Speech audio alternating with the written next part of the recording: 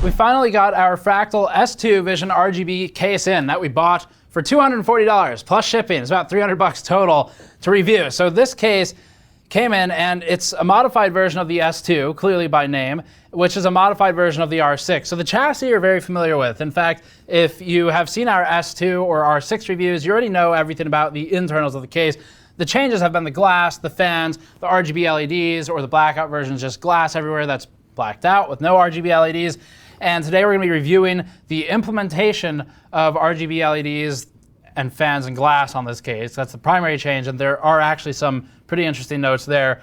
And then the thermal performance and acoustic performance of the solution that Fractal has provided. Before that, this video is brought to you by the Gigabyte Aorus AD27QD gaming monitor. The AD27QD is a 27-inch 1440p gaming display with 95% of DCI-P3 color saturation for high color accuracy, accompanied by a 1 millisecond response time, 10-bit IPS panel, and display HDR Visa certification. Additional features include fluid adjustment and slide, RGB LEDs for personal flair, and firmware features like cool-down counters, reticles, and adaptive noise reduction. Learn more at the link below. So basics here first. The chassis is the same as noted. The button in the back remains, so if you want to use the push button to get the panels out, the glass panel comes stock, or you can swap it out for a filter that's provided, which is recommended for use for things like radiators that are exhausting through the top. We wouldn't necessarily recommend it for a positive pressure setup with intake because more likely the air will just escape out the top from that top fan, having a mesh hole in front of it. But those are the options. It also comes with a few other things like new fans, and it comes with RGB ones at that if you buy the $240 model. Further, it's got a small controller, I guess, that's attached to a SATA cable. We'll be talking about a lot more for the fan control for the RGB LEDs on the fans. And beyond that, not a whole lot's changed. So some of the positives we pointed out on the S2 remain here. It's got decent water cooling support. The plate in the bottom front has changed. We'll talk about that in a moment. And the front panel, although it's blocked off, it's got a reasonable exposure to the fans. It could always be better, but this is kind of similar to the Coleman approach where you've got your glass panel, but you can still breathe a little bit through the sides. And I believe in the S2 review, I probably said you can have your glass and eat it too, and then probably said something about don't do that for liability reasons. So yeah, unlike some of the cases we've reviewed in the past, like one of the H500 variants that we saw ages ago, this one does push the mesh intake on the sides out past the fan. So you don't have the issue where half of the fan is sitting between that mesh and the body of the case, which would make it appear like there's more airflow than there is. No, this actually does that reasonably well. So Fractal's done some things decently, but they did those a while ago on the R6 and the S2, so it's not really new to this case. So let's get into the things that are new, talk about the RGB LED implementation and why we think it's a lazy one for at least the price that this case sells for, $240, and then go through thermals and noise. The build section for this case review will focus exclusively on changes to the S2 Vision. If you want full details on the S2 chassis, check our previous S2 review. It's the same body as the S2 Vision, and that review will probably tell you to check the R6 reviews. So it's like a choose your own adventure of reviews because Fractal keeps releasing the same product. The Fractal S2 Vision comes in two forms. There's the RGB version that we bought, priced at $240 before shipping, or thanks to Newegg, about $300 after we expedited it for the review. And then there's the Fractal S2 Vision Blackout for $190. The S2 Blackout has the same fan count at 4 140mm fans and the same glass panels, but drops the RGB LEDs from the fans and RGB LED strips from the case, immediately establishing that the buyer is paying about $50 just to add the LEDs to the fans and a single strip to the case. Each fan comes with two cables. One plugs into the motherboard or the included fan hub for fan control and power, and the other one is an RGB LED cable that splits. The split allows ability to daisy chain the LED cables together, which might prove useful if trying to use motherboard controls rather than an external controller, seeing as few motherboards will have a total of 5 RGB LED headers available for each of Fractal's RGB LED components. Daisy chaining the fans is a good solution to allow users to consolidate cables, but does create more of a mess with additional cable length and an unused cable end in the backside of the case. The downside to glass on the right panel is, of course, that cables are exposed, so builders have additional motivation to try and clean up the cable management. That becomes hard with this many RGB LED cables, and gets harder if adding a third-party RGB LED controller to the case. The Vision S2 RGB doesn't come with any LED hub or controller, but does come with the cheapest possible solution, a SATA-powered RGB LED switch with 3 buttons, findable on AliExpress for a couple of dollars. That would likely end up inside of the system anyway, so it's not very useful, as you'd actually be better off using motherboard software or a third-party controller that has a remote control or software.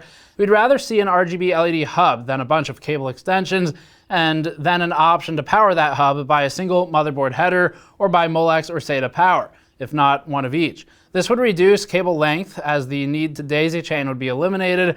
It should be designed precisely like the fan hub, ideally just for RGB LEDs instead. That single terminating connector would plug into the board for better control, and the included 3-button switch would have to be routed, as it stands now, out of the power supply cut out in the back, but that becomes difficult given that most of the wires are in the front of the case, like the LED strip for the case, which routes towards the front. So really it'd be best to eliminate this solution and replace it with something else that's controlled through the front panel or through an RGB LED hub of some kind. Otherwise, you're taking the panel off just to push the buttons on that switch. Fractal did all of this out of laziness or cheapness. The company is trying to reuse as much of its tooling as possible, as is illustrated plainly by the at least 6 iterations or SKUs of the R6 and S2 cases on the same chassis.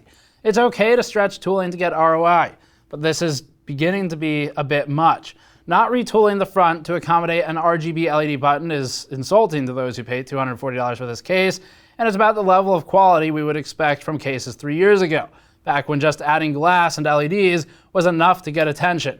The game has been stepped up since then, but Fractal is left floundering in the past while charging modern prices for a subpar implementation of a feature that has proliferated every case on the market. It's not special anymore. The saddest thing is that Fractal wouldn't even have to retool the front panel. Some cases repurpose the reset button, which we thought was the laziest solution, to become an LED control button. Turns out it's not. Typically, these would cycle through different LED patterns or colors. You get kind of one of each or either. And that's just done by changing that reset button to do something else. And not everyone uses the reset button anyway, so it's not a major sacrifice. Fractal would only need to relabel the reset cable to turn it into an LED cable, and that'd more or less do it. The Fractal Define R6 is about $140 right now. The S2 is about $130 to $140. They're roughly the same case, and our review of them was buy whichever's cheaper. The S2 Vision Blackout is $190, so you're paying $50 for the glass and the fan change, which actually isn't terrible comparatively. The S2 Vision RGB is $240. It's $100 more than the S2 or R6 base, and it's still $50 more than the $190 S2 Vision Blackout version. So now you're competing with the H500M, the C700P, and it's more expensive than the H700i. It's battling the Phanteks Evolve X without the upgrade kit. There's a lot of competition in this price range these days, and it's not easy to stand out. As far as things that have changed with the case, the radiator plate in the front bottom of the case has more holes in it to better accommodate water cooling components, which is a good upgrade. It also has the extra rails for mounting liquid cooling components and a cutout to fit a third fan in the bottom front. These are good things as well. The case further comes with a filter for the top panel, the same as in the S2, but without the metal, and that can replace the glass if you wanted exhaust instead. This is only really recommended if mounting the radiator up top, as positive pressure setups would not be benefited in general from a top filter unless you're actually using that top for mounting something. A small attention to detail thing that Fractal did well was the blackout coverage on the side panels, which hides the seams and connection points of the steel to glass plate where they are bonded together. So this brings us back to the thermals. Let's get into thermal testing and noise. This is the biggest point of interest for this case, as it's the biggest change with the extra fans and different fans. We'll run through these numbers and then talk conclusions at the end. Starting first with CPU torture thermals featuring only the S2 Vision, the S2 Vision RGB manages a result of 52.1 degrees Celsius over ambient for full stock results. That places it as better than the original Define S2, marked at 57 degrees over ambient, and not distant from the S2 Meshify. Removing the front panel illustrates the degree to which air is obstructed, bringing us down to 45 degrees from 52. This actually isn't all that bad, considering we've seen cases recently with drops in the 10+ degree range from changes to the case.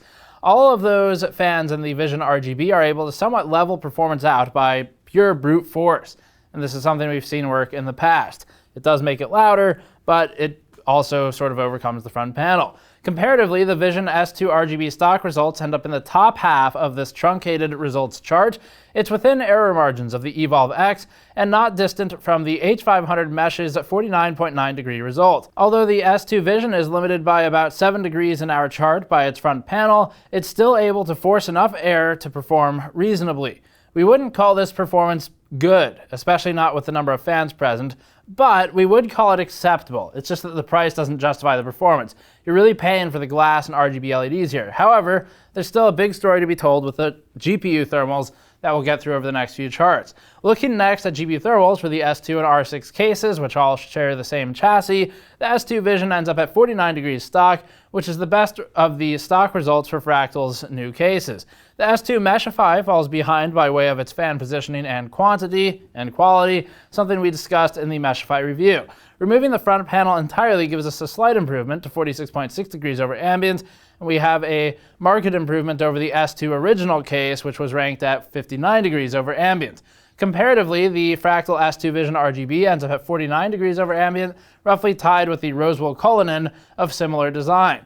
This is also within error margins of the Helios, the PM01, and the H500M Mesh. The Vision RGB ends up in the top half of the truncated results, and once again performs reasonably well. 3D Mark testing is typically stressful on the GPU, but less so on the CPU, providing a real-world gaming stand-in thermal benchmark. Under this workload, the S2 Meshify ends up toward the top of the truncated chart, not distant in hard numbers from its torture performance, but the absence of heavy CPU workload seems to benefit the S2 Vision disproportionately. The case actually does well here, once again proving that brute force fans can work if provided sufficient air pathways. This is a large improvement over the stock S2 Meshify, but that's because the S2 Meshify didn't have as many fans and lacked some of the positional advantage that the S2 Vision's fans offer.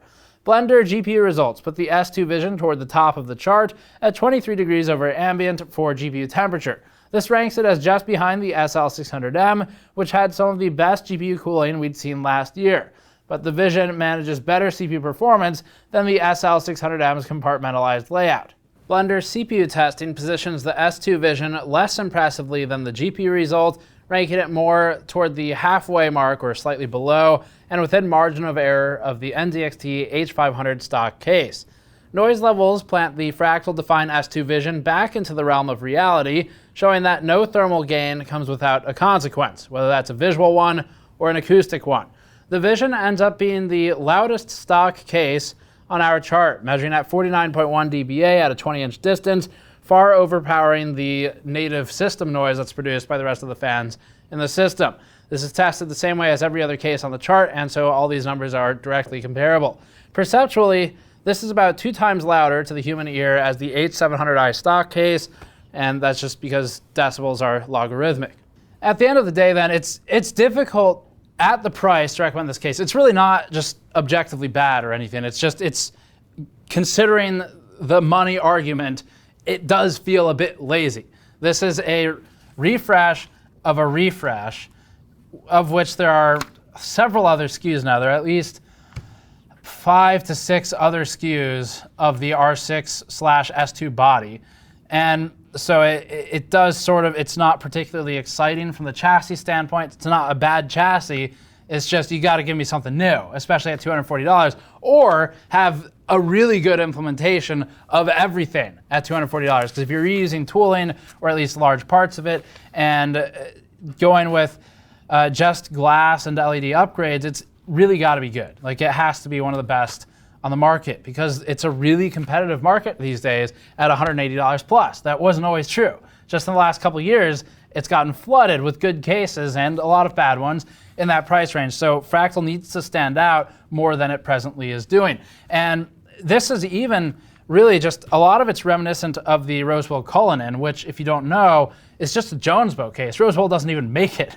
So Jones Bow is a common supplier in the industry used by like store brands like Rosewell, or other small brands like Anades, made the AI Crystal, made there in quotes as well, because it's also a Jones Bow case. So the point of going on that tangent is that Jones Bow case, although in other ways not as impressive as this case, was cheaper. So it was 120 bucks. It came with a good amount of fans. It wasn't as RGB crazy as this stuff, because you have to remember it was a couple years ago, which actually, surprisingly, was a different enough time where things have changed in LED land. And it achieves a lot of the same things from a pure looks external standpoint. Could be better. We're not saying necessarily that that case is worth buying over this one. This case, the chassis, we think is advantaged in several ways, but the price delta there and the time gap is what's kind of absurd, because you're looking at a couple of years' time, which in the world of tempered glass and LEDs is significant, and still a cheaper solution. Maybe, again, we're not saying like they're mutually exclusive. I'm not saying buy that one, because probably, well, not the best suggestion either. But the point is that Fractal could have done something hopefully more impressive. Even just changing the buttons on the top of the case so that you end up with, instead of a reset button, maybe like an LED change button like we've seen elsewhere. That wouldn't have required retooling. It would have just been a change to the labeling on that cable. Labeling, get rid of the reset icon there on the top, and plug the cable in to control your LEDs. And that would have been a lazy solution that's still better than the internal cable.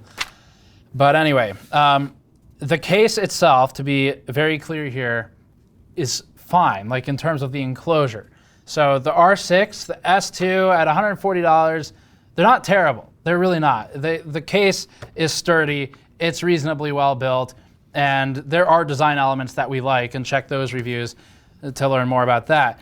But at $240, it's simply too much for what you're getting, and it's not new enough from Fractal's line to really justify it. It's just not a clean enough implementation. So that's it for this one. That was an expensive review to do, because thanks to expedited shipping, I think we were at like $300 or something to get this case in. But it was worth checking out because we know it was popular. So thank you for watching. You can subscribe for more as always. You can go to store.gamersnexus.net to pick up a shirt like this one, the original Gamers Nexus logo shirt, or patreon.com/gamersnexus to get access to our new behind the scenes videos. By the time this goes up, we'll have another one online about the fan testing 3D printed stuff we did. So check that out. Thanks for watching. I'll see you all next time.